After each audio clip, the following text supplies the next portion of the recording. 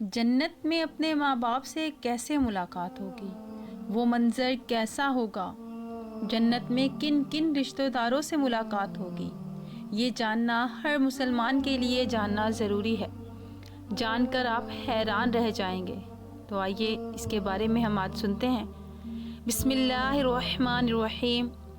ناظرین، کسی بھی انسان کے لیے دنیا میں سب سے زیادہ پاکیزہ اور محبت کرنے والا رشتہ اس کے ماں باپ کا ہے۔ اس کے بعد انسان کے سگے بہن بھائی اور پھر دوسرے رشتہ دار آتے ہیں۔ اس دنیا میں قائم یہ رشتے کسی بھی انسان کے لیے اولین ترجیح ہوتے ہیں، جبکہ کچھ رشتے تو ہماری زندگی کے لیے ایسے اہم اور لازم ہوتے ہیں کہ ان کے بغیر زندگی گزارنا ناممکن اور محال ہو جاتا ہے۔ محترم ناظرین، جنت ایک ایسی شاندار اور بے مثال جگہ ہے جو اللہ عز و جل نے ایمان والوں کے لیے بنائی ہے، اور اس میں ایسی نعمتیں رکھی ہیں جو نہ کسی آنکھ نے دیکھی، نہ کسی کان نے سنی، اور نہ ہی کسی دل میں ان کا خیال آیا۔ جنت کے بارے میں جو کچھ بیان کیا جاتا ہے وہ صرف سمجھنے کے لیے ہوتا ہے، ورنہ دنیا کی اعلیٰ ترین چیز کا بھی جنت کی کسی نعمت سے کوئی مقابلہ نہیں۔ لیکن اب سوال یہ ہے کہ کیا انسان کی نہ ختم ہونے والی زندگی میں بھی ہمارے یہ اہم اور پاکیزہ رشتے کیا ہمارے ساتھ ہوں گے؟ یعنی جنت میں یہ سوال اکثر ہمارے ذہنوں میں آتا ہے کہ اس دنیا میں ہمارا سب سے عظیم رشتہ یعنی ہماری ماں کیا جنت میں بھی ہمارے ساتھ ہوگی؟ یہ حدیث کی روشنی میں اس سوال کا جواب تلاش کرتے ہیں۔ حدیث میں ہے کہ جب کوئی روح علیین میں پہنچتی ہے تو وہاں پر موجود روحیں اس سے ملنے آتی ہیں اور دنیا میں اپنے رشتہ داروں کے بارے میں معلوم کرتی ہیں۔ اس طرح سے جب کوئی انسان مرنے کے بعد علیین میں پہنچتا ہے تو اس کے رشتہ دار اس سے ایسے ملتے ہیں جیسے کوئی دور دراز سے آنے والے مسافر سے ملاقات کی جاتی ہے، اور دونوں آپس میں مل کر بہت خوش ہوتے ہیں۔ ارشاد باری تعالیٰ ہے، اے میرے بندو، آج تم پر نہ کوئی خوف طاری ہوگا اور نہ تم غمگین ہوگے۔ میرے وہ بندے جو ہماری آیتوں پر ایمان لائے تھے اور فرما بردار رہے تھے، تم بھی اور تمہاری بیویاں بھی خوشی سے چمکتے چہروں کے ساتھ جنت میں داخل ہو جاؤ۔ ان کے آگے سونے کے پیالے اور گلاس گردش میں لائے جائیں گے، اور اس جنت میں ہر وہ چیز ہوگی جس کی دلوں میں خواہش ہوگی اور جس میں آنکھوں کو لذت حاصل ہوگی۔ ان سے کہا جائے گا کہ اس جنت میں تم ہمیشہ رہو گے۔ محترم ناظرین، ان آیات سے یہ بات ثابت ہوتی ہے کہ جنتی مردوں کی بیویاں بھی جنت میں ان کے ساتھ ہی ہوں گی اور ایک ساتھ ہی جنت میں رہیں گے۔ وہاں جنت میں انہیں ہر وہ چیز مہیا کی جائے گی جس کی وہ خواہش کریں گے۔ حضرت ابو ہریرہ رضی اللہ تعالی عنہ سے روایت ہے کہ رسول اکرم صلی اللہ تعالی علیہ وسلم نے ارشاد فرمایا، جس وقت کوئی مومن بندہ مرنے کے قریب ہوتا ہے تو رحمت کے فرشتے سفید ریشمی کپڑا لے کر آتے ہیں اور روح سے کہتے ہیں کہ نکل جا، تو اللہ کی رضا کی خاطر نکل جا، تو اللہ سے رضا مند ہے اور اللہ تجھ سے رضا مند ہے، اللہ تعالیٰ کی رحمت کی جانب اور اس کے رزق کی جانب اور اپنے پروردگار کی جانب جو کہ غضبناک نہیں ہے۔ پھر وہ روح اس طرح معطر حالت میں نکلتی ہے جس طرح سے عمدہ خوشبودار مشک، اور فرشتے ہاتھ پر اسے اٹھاتے ہوئے آسمان کے دروازوں پر لے جاتے ہیں، تو آسمان والے فرشتے کہتے ہیں، کیا عمدہ خوشبو ہے جو کہ زمین سے آئی ہے۔ پھر اس کو اہل ایمان کی ارواح کے پاس لاتے ہیں تو وہ ارواح خوش ہوتی ہیں، اور یہ خوشی اس خوشی سے بھی زیادہ ہوتی ہے جو کسی بچھڑے ہوئے کی آمد سے انسان کو میسر آتی ہے۔ پھر وہ پہلے سے موجود مومنین اس نئے آنے والے سے دریافت کرتے ہیں کہ فلاں آدمی نے کیا کیا کیا اور فلاں آدمی کا کیا ہوا، یعنی جس شخص کو دنیا میں چھوڑ کر گئے تھے اب وہ کس طرح کے کاموں میں مشغول ہے۔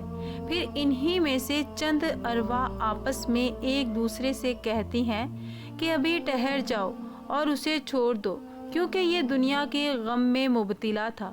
یہ روح پوچھتی ہے کہ کیا وہ شخص ابھی تم لوگوں کے پاس نہیں پہنچا؟ وہ تو کب کا مر چکا تھا۔ اس پر وہ روحیں کہتی ہیں کہ پھر وہ تو جہنم میں گیا ہوگا۔ محترم ناظرین، پیارے نبی حضرت محمد مصطفیٰ صلی اللہ تعالیٰ علیہ وسلم نے فرمایا کہ تمہارے اعمال تمہارے ان رشتہ داروں اور خاندان والوں کے سامنے جو آخرت یعنی عالم برزخ میں ہیں پیش کیے جاتے ہیں۔ اگر نیک عمل ہوں تو وہ خوش ہوتے ہیں اور کہتے ہیں کہ اے اللہ، آپ کا فضل اور رحمت ہے، بس اپنی یہ نعمت اس پر پوری کیجیے اور اس پر اس کو موت دیجیے۔ اس طرح ان پر گناہ گار شخص کا عمل بھی پیش ہوتا ہے تو کہتے ہیں اے اللہ، اس کے دل میں نیکی ڈال دے جو تیری رضا اور قرب کا سبب ہو جائے۔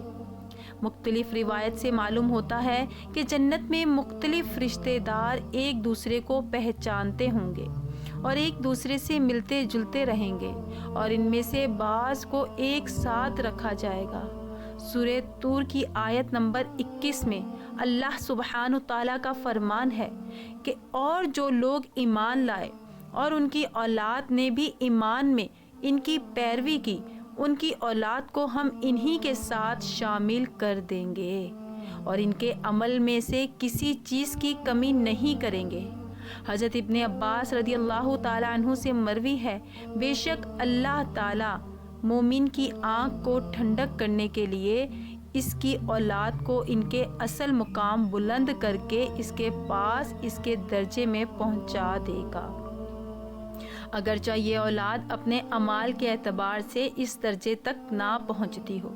پھر آپ صلی اللہ تعالیٰ علیہ وسلم نے یہ آیت تلاوت فرمائی، اور جو لوگ ایمان لائے ہیں اور ان کی اولاد نے بھی ایمان میں ان کی پیروی کی۔ اس سے معلوم ہوتا ہے کہ انسانوں کی اولاد کو اس کی خواہش کے مطابق ان کے ساتھ ہی رکھا جائے گا۔ جو لوگ جنت میں جائیں گے تو یقیناً یہ وہ لوگ ہوں گے جنہوں نے اس دنیا میں نیک اعمال کیے ہوں گے، جبکہ ایسے لوگ بھی ہوں گے جنہوں نے گناہ کیے ہوں گے لیکن اپنے گناہوں پر شرمندہ ہو کر اس دنیا میں ہی اللہ سے معافی مانگ لی ہو اور صدقے دل سے توبہ استغفار کر لیا ہو، تو اللہ تعالیٰ ان کو معاف فرما کر جنت میں داخل کرے گا، جہاں اللہ عز و جل ان کی ہر خواہش پوری فرما دے گا۔ اور یقیناً اس کی خواہش میں سے ایک خواہش یہ بھی ہوگی کہ دنیا میں اس سے جو بھی گناہ سرزد ہو چکے ہوں یا کوئی گناہ والے اعمال اس نے کیے ہوں تو اس سے وہ تمام اعمال بھلا دیے جائیں گے، کیونکہ جنت امن اور سکون کی جگہ ہوگی جہاں منفی خیالات اور غم اور غصے کی کوئی گنجائش نہ ہوگی، اور ایک مومن اور جنتی کے لیے ہر طرف خوشحالی ہی خوشحالی ہوگی، جیسا کہ سورہ بقرہ کی آیت نمبر 25 میں ارشاد باری تعالیٰ ہے۔ ترجمہ: اور جو لوگ ایمان لائے اور نیک عمل کرتے رہے ان کو خوشخبری سنا دو کہ ان کے لیے جنت کے باغ میں جن کے نیچے نہریں بہہ رہی ہیں، جب انہیں ان میں سے کسی قسم کا میوہ کھانے کو دیا جائے تو کہیں گے یہ تو وہی ہے جو ہم کو پہلے بتایا گیا تھا، اور انہیں ایک دوسرے کے ہم شکل میوے دیے جائیں گے، اور وہاں ان کے لیے پاک بیویاں ہوں گی اور وہ جنت میں ہمیشہ رہیں گے۔ محترم ناظرین، ایک اور حدیث میں ہے کہ رسول اکرم صلی اللہ تعالی علیہ وسلم نے فرمایا، جب اہل جنت جنت میں داخل ہوں گے اور ان میں سے کسی کو اپنے بھائیوں اور رشتہ داروں سے ملنے کی خواہش ہوگی تو اس کا بستر اسے اڑا کر ان کے بستروں کے برابر پہنچا دے گا، اور پھر دونوں تکیہ لگا کر دنیا میں گزارے ہوئے دنوں کے بارے میں باتیں کرنے لگیں گے۔ ان میں سے ایک اپنے ساتھی سے کہے گا کہ فلاں تمہیں یاد ہے، اللہ نے فلاں دن اور فلاں فلاں جگہ پر ہماری مغفرت فرمائی تھی، اس طرح کہ ہم نے اللہ سے دعا کی تھی اور اللہ نے ہمیں مغفرت کا پروانہ عطا فرما دیا تھا۔ رسول اکرم صلی اللہ تعالیٰ علیہ وسلم کے مزاج مبارک کے بارے میں متعدد احادیث مبارکہ میں بیان کیا گیا ہے کہ آپ صلی اللہ تعالیٰ علیہ وسلم انتہائی شگفتہ مزاج تھے اور نرمی و محبت سے اور مسکرا کر بات کیا کرتے تھے۔ تاہم کئی بار آپ صلی اللہ تعالیٰ علیہ وسلم بے اختیار ہنس بھی دیتے، مگر یہ اس وقت ہوتا جب آپ صلی اللہ تعالیٰ علیہ وسلم آخرت کے حالات بیان فرما رہے ہوتے تھے۔ امام عسقلانی نے فرماتے ہیں، یہ کہا گیا ہے کہ آپ صلی اللہ تعالیٰ علیہ وسلم صرف آخرت کے اموار میں ہنسا کرتے تھے۔ اگر کوئی معاملہ دنیا سے متعلق ہوتا تو اس پر آپ صلی اللہ تعالیٰ علیہ وسلم صرف تبسم فرمایا کرتے تھے۔ آپ صلی اللہ تعالیٰ علیہ وسلم نے ایک بار صحابہ کرام کو یہ آگاہ کیا کہ روز محشر جب کسی کو جہنم سے نکال کر جنت میں بھیجا جائے گا تو اس کی حالت کیا ہوگی۔ اس پر آپ صلی اللہ تعالیٰ علیہ وسلم نے ہنس کر واقعہ کا احوال بیان کیا۔ بخاری شریف اور مسلم شریف میں یہ متفق علیہ حدیث مبارکہ یوں بیان کی گئی ہے کہ حضرت عبداللہ بن مسعود رضی اللہ تعالی عنہ سے روایت ہے کہ حضور نبی اکرم صلی اللہ تعالی علیہ وسلم نے فرمایا، مجھے اچھی طرح معلوم ہے کہ سب سے آخر میں جہنم سے کون نکالا جائے گا، یہاں سب سے آخر میں کون جنت کے اندر داخل ہوگا۔ یہ آدمی اپنے جسم کو گھسیٹتا ہوا جہنم سے باہر نکالے گا، چنانچہ اللہ تعالیٰ نے اس سے فرمائے گا، جا جنت میں داخل ہو جا۔ وہ جنت میں داخل ہوگا تو اسے گمان گزرے گا کہ شاید یہ بھری ہوئی ہے، چنانچہ وہ واپس لوٹ کر عرض گزار ہوگا، اے رب وہ تو بھری ہوئی ہے۔ بس اللہ تعالیٰ اس سے فرمائے گا، جا جنت میں چلا جا، لہٰذا وہ جنت میں داخل ہوگا۔ جنت میں جا کر پھر گمان گزار کرے گا کہ شاید یہ بھری ہوئی ہے، بس وہ واپس لوٹ کر پھر عرض کرے گا، اے رب تعالیٰ میں نے تو وہ بھری ہوئی پائی ہے۔ چنانچہ اللہ تعالیٰ اس سے فرمائے گا، جا اور جنت میں داخل ہو، کیونکہ تیرے لیے جنت میں دنیا کے برابر بلکہ اس سے 10 گنا زیادہ حصہ ہے۔ یہ فرمایا، تیرے لیے 10 دنیا کے برابر حصے ہیں، اور عرض کرے گا، اے اللہ کیا مجھ سے مزاح کرتا ہے یا مجھ پر ہنستا ہے، حالانکہ تو حقیقی مالک ہے۔ حضرت عبداللہ بن مسعود رضی اللہ تعالیٰ عنہ بیان کرتے ہیں کہ میں نے دیکھا کہ اس پر حضور اکرم صلی اللہ تعالیٰ علیہ وسلم ہنس پڑے، یہاں تک کہ آپ صلی اللہ تعالیٰ علیہ وسلم کے دندان مبارک نظر آنے لگے۔ آپ صلی اللہ تعالیٰ علیہ وسلم فرماتے تھے، یہ اہل جنت کے سب سے کم درجے والا شخص کا حال ہے۔ حضرت ابو سعید خدری سے روایت ہے کہ رسول اکرم صلی اللہ تعالیٰ علیہ وسلم نے فرمایا، جو آدمی سب سے آخر میں جنت میں داخل ہوگا وہ گرتا پڑتا اور گھسیٹتا ہوا دوزخ سے اس حال میں نکلے گا کہ دوزخ کی آگ اسے جلا رہی ہوگی۔ پھر جب دوزخ سے نکل جائے گا تو پھر دوزخ کی طرف پلٹ کر دیکھے گا اور دوزخ سے مخاطب ہو کر کہے گا کہ بڑی بابرکت ہے وہ ذات جس نے مجھے تجھ سے نجات دی، اور اللہ تعالیٰ نے مجھے وہ نعمت عطا فرمائی کہ اولین و آخرین میں سے کسی کو بھی وہ نعمت عطا نہیں فرمائی۔ پھر اس کے لیے ایک درخت بلند کیا جائے گا اور آدمی کہے گا کہ اے میرے پروردگار مجھے اس درخت کے قریب کر دیجئے تاکہ میں اس کی سائے کو حاصل کر سکوں اور اس کے پھلوں سے پانی پیوں۔ اللہ تعالیٰ فرمائیں گے، اے ابن آدم اگر میں تجھے یہ دعا دوں تو پھر اس کے علاوہ اور کچھ تو نہیں مانگے گا؟ عرض کرے گا کہ نہیں اے میرے پروردگار۔ اللہ تعالیٰ اس سے اس کے علاوہ اور نہ مانگنے کا معاہدہ فرمائیں گے، اور اللہ تعالیٰ اس کا عذر قبول فرمائیں گے، کیونکہ وہ جنت کی ایسی ایسی نعمتیں دیکھ چکا ہوگا کہ جس پر اسے صبر نہ ہوگا۔ اللہ تعالیٰ اسے اس درخت کے قریب کر دیں گے، وہ اس کے سائے میں آرام کرے گا اور اس کے پھلوں کے پانی سے پیاس بجھائے گا۔ پھر اس کے لیے ایک اور درخت ظاہر کیا جائے گا جو پہلے درخت سے کہیں زیادہ خوبصورت ہوگا۔ وہ آدمی عرض کرے گا، اے میرے پروردگار مجھے اس درخت کے قریب فرما دیجئے تاکہ میں اس کا سایہ حاصل کر سکوں اور اس کا پانی پیوں، اور اس کے بعد میں اور کوئی سوال نہیں کروں گا۔ اللہ فرمائیں گے، اے ابن آدم کیا تو نے مجھ سے وعدہ نہیں کیا تھا کہ تو مجھ سے اور کوئی سوال نہیں کرے گا اور اب اگر تجھے اس درخت کے قریب پہنچا دیا تو پھر تو اور سوال کرے گا۔ اللہ تعالیٰ پھر اس سے اس بات کا وعدہ لیں گے کہ اور کوئی سوال نہیں کرے گا۔ تاہم اللہ تعالیٰ کے علم میں وہ معذور ہوگا، کیونکہ وہ ایسی ایسی نعمتیں دیکھے گا کہ جس پر وہ صبر نہ کر سکے گا۔ پھر اللہ تعالیٰ اس کو درخت کے قریب کر دیں گے، وہ اس کے سائے میں آرام کرے گا اور اس کا پانی پیے گا۔ پھر اسے جنت کے دروازے پر ایک درخت دکھایا جائے گا جو پہلے دونوں درختوں سے زیادہ خوبصورت ہوگا۔ وہ آدمی کہے گا، اے میرے رب، مجھے اس درخت کے قریب فرما دیجئے تاکہ میں اس کے سائے میں آرام کروں اور پھر اس کا پانی پیوں، اور اس کے علاوہ کوئی اور سوال نہیں کروں گا۔